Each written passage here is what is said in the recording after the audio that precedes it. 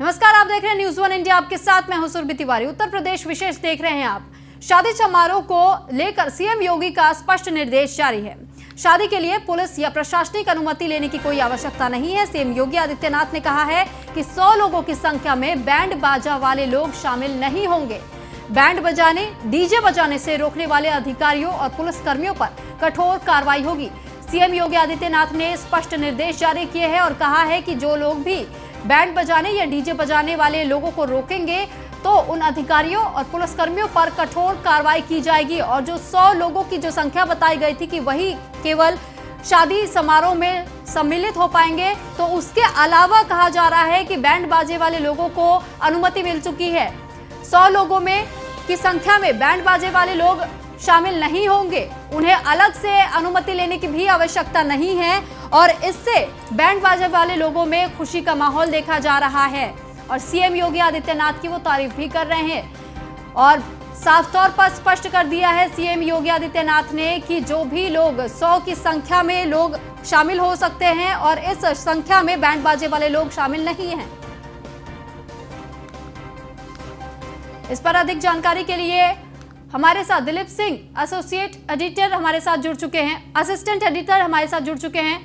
दिलीप, मैं आपसे ये जानना चाहूंगी, जिस तरीके से सीएम योगी आदित्यनाथ ने स्पष्ट निर्देश जारी किए, तो इसको लेकर के वहां पर लोगों में किस तरीके की खुशी देखी जा सकती है? बिल्कुल सुरभि, बता दें कि जिस तरह से कोविड प्रोटोकॉल के तहत अभी तक जो गाइडलाइन थी कि किसी भी शादी समारोह में वर और वधु पक्ष के 100 से ज्यादा लोग इकट्ठा नहीं हो सकते हैं और इसमें बैंड बाजा और डीजे पे पूरी तरह से प्रतिबंधित था। और शादी ब्याह के जो कार्यक्रम है इसके लिए बाकायदा आपको स्थानीय एसडीएम से अप्रूवल लेना पड़ता था। तो इसमें काफी जो वर वधु के पक्ष के दोनों लोगों को काफी शिकायतें थी कि हम शादी ब्याह का इंतजाम कर रहे हैं कि हम एसडीएम और तहसीलदार के दफ्तरों का हम चक्कर लगाए, वहां पर भी उनको काफी परमिशन लेने के लिए काफी दिक्कतें होती थी। इसकी शिकायत जब मुख्यमंत्री तक पहुंची तो मुख्यमंत्री ने साफ तौर पे स्थानीय और जिला अधिकारी को निर्देशित किया है कि शादी ब्याह में किसी भी प्रकार की किसी जो नियम है कोविड का जो प्रोटोकॉल है उसके तहत अगर कोई पालन करता है तो उनको परेशान न किया जाए और ना ही उनको किसी अप्रूवल की कोई जरूरत है। उनको अगर वहां पे किसी गेस्ट हाउस में या किसी के परिवार में अगर घर पे वो शादी समारोह हो रहा है, अगर 100 लोग इकट्ठा है वहां पे और कोविड प्रोटोकॉल का पूरा पालन कर रहे हैं तो उनको किसी प्रकार से कभी उनको परेशान न किया जाए उनको।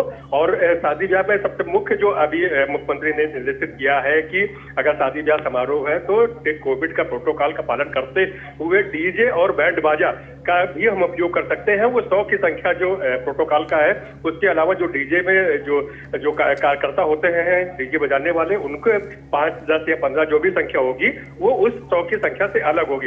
इसको लेकर के देखा जाए जो कोरोना का जो काल चला आ रहा है, कई साल के हुए, इसके पहले जो मार्च में हालांकि उसमें काफी मायूसी रही डीजे संचालन में और बैंड बाजा में, और गेस्ट हाउस वाले भी काफी निराश थे कि इस बार उनका कोई व्यवसाय नहीं हो पाया।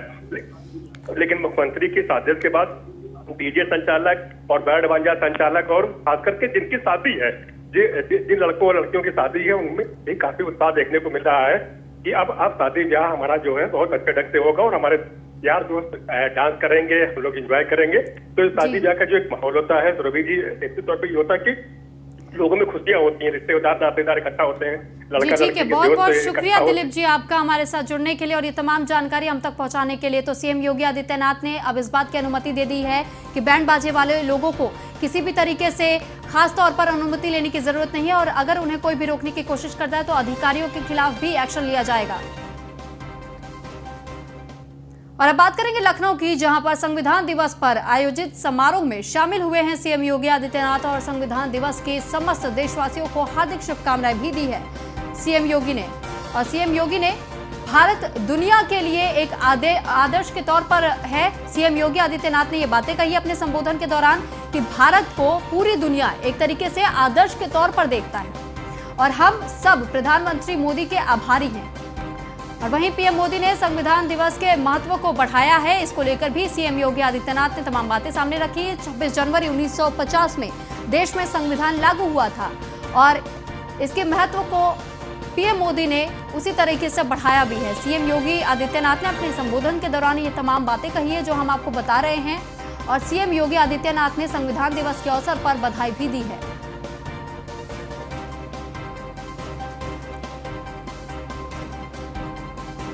संविधान दिवस के अवसर पर लखनऊ से संबोधन दे रहे थे सीएम योगी आदित्यनाथ, जिस दौरान उन्होंने ये तमाम बातें रखी है। और 26 जनवरी 1950 में देश में संविधान को लागू किया गया था। संविधान दिवस के अवसर पर संविधान की प्रस्तावना का पाठ सस्वर किया है। संविधान दिवस के अवसर पर मैं भारत माता के उन सभी सपूतों को जिन्होंने देश की स्वाधीनता के लिए अपना पूरा जीवन समर्पित किया, जिन्होंने संविधान के निर्माण में महती भूमिका का निर्वहन किया, उन सब महापुरुषों के प्रति विनम्र श्रद्धांजलि अर्पित करते हुए आप सभी को, पूरे प्रदेशवासियों को संविधान दिवस की हृदय से बधाई देता हूं। हम सब के लिए आज का दिन बहुत महत्वपूर्ण है। हम सब जानते हैं कि 26 जनवरी 1950 को भारत का संविधान लागू हुआ था, लेकिन इस संविधान को आज ही के दिन 1949 को संविधान सभा ने अंगीकृत किया था। भारत के संविधान की ताकत है कि दुनिया के अंदर सबसे बड़े लोकतंत्र के रूप में भारत दुनिया के लिए। और अब बात करेंगे नोएडा की, जहां पर किसानों के प्रदर्शन को लेकर पुलिस तैयार नजर आ रही है। नोएडा दिल्ली बॉर्डर पर भारी संख्या में पुलिस बल को तैनात किया गया है। नोएडा की ओर से आने वाले किसानों को रोकने के लिए पुलिस ने रणनीति बनाई है।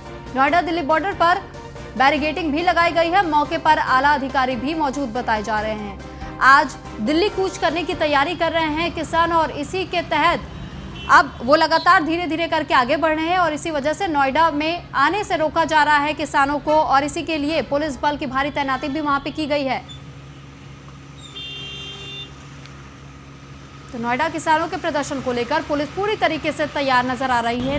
नोएडा दिल्ली बॉर्डर पर भारी संख्या में पुलिस बल को तैनात किया गया है। नोएडा की ओर से आने वाले किसानों को रोकने के लिए पुलिस ने रणनीति बनाई है, और रणनीति के तहत भारी मात्रा में पुलिस बल को तैनात भी किया गया है।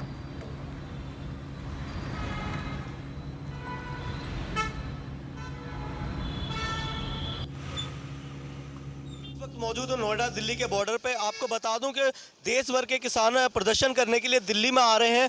वहीं इस बॉर्डर पे भी किसानों के आने की संभावना थी। किसान लगातार कूच कर रहे हैं, ऐसी जानकारी मिली थी, जिसको लेकर दिल्ली पुलिस और नोएडा पुलिस लगातार संयुक्त प्रयास कर रही है। सुरक्षा चाक चौबंद की गई है, बैरिकेडिंग लगाई गई है यहाँ पे, ताकि किसानों को रोका जा सके। और मैं तस्वीरों में दिखाना चाहूँगा अपने कैमरा पर्सन से कि जिस तरीके बैरिकेडिंग लगी हुई है, और पीछे देख सकते हैं लंबी कतारें लगी हुई हैं गाड़ियों की। लोग बाग आ रहे हैं, उन्हें परेशानी हो रही है। पुलिस बल मौके पे मौजूद है, सुरक्षा के सारे इंतजाम किए गए हैं ताकि किसानों को दिल्ली जाने से रोका जा सके। कैमरा पर्सन सोनू के साथ मैं रमेश परियार, नोएडा, न्यूज़ 1 इंडिया।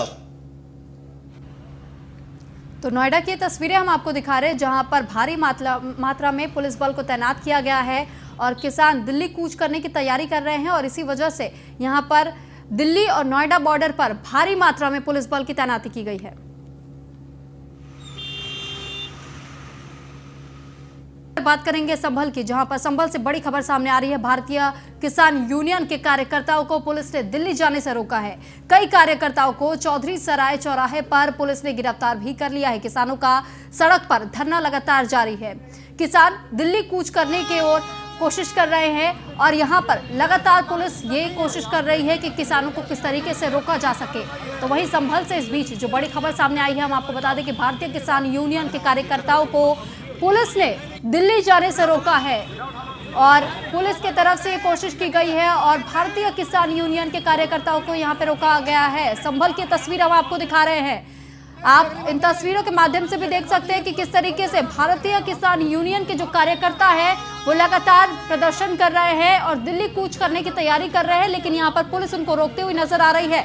और ये जो कार्यकर्ता आप साफ तौर पर देख सकते हैं इस तस्वीर में भी कि किस तरीके से वो सड़क पर लेट गए हैं और वो जाने से मना कर रहे हैं, लेकिन पुलिस वही उनको रोकने की कोशिश कर रही है।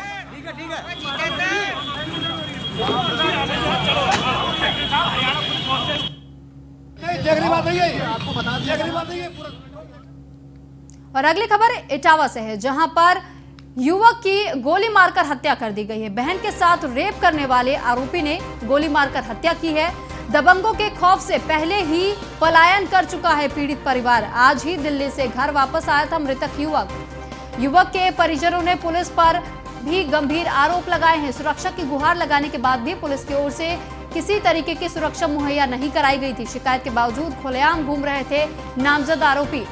जसरतपुर थाना क्षेत्र के गांव दहेलिया पूट की वारदात ये बताई जा रही है। सुरक्षा की गुहार लगाई थी पीड़ित परिवार ने, लेकिन इसके बाद भी पुलिस की तरफ से सुरक्षा मुहैया नहीं कराई गई पीड़ित परिवार को। और बताया जा रहा है कि अभी कुछ वक्त पहले ही उन्होंने दिल्ली से वो वापस घर लौटे हुए थे और दबंगों की वजह से ही इस पीड़ित परिवार ने यहां से पलायन भी किया था। एटा से पीड़ित परिवार ने पलायन कर लिया था दबंगों के खौफ के कारण। और इससे पहले भी पीड़ित ने पुलिस को इस बात की जानकारी दी थी, उन्होंने सुरक्षा की गुहार लगाई थी, लेकिन पुलिस की तरफ से उन्हें सुरक्षा मुहैया नहीं कराई गई।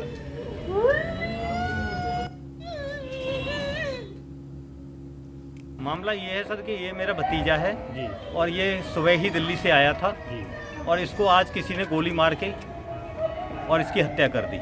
ये भतीजा आपका आया कहाँ था और क्यों इसकी हत्या की गई? ये सर आज से 1.5 महीने पहले लगभग मेरी भतीजी को कुछ लोग गांव के ले गए थे, जिनका नाम मैंने इसको दिया हुआ है, और इसमें 3-4 मुजरिम फरार भी चल रहे हैं जो पुलिस ने अभी तक गिरफ्तार नहीं किए। और इनकी सुरक्षा के लिए हमने कई बार कहा था, लेकिन पुलिस ने कोई कार्रवाई नहीं की।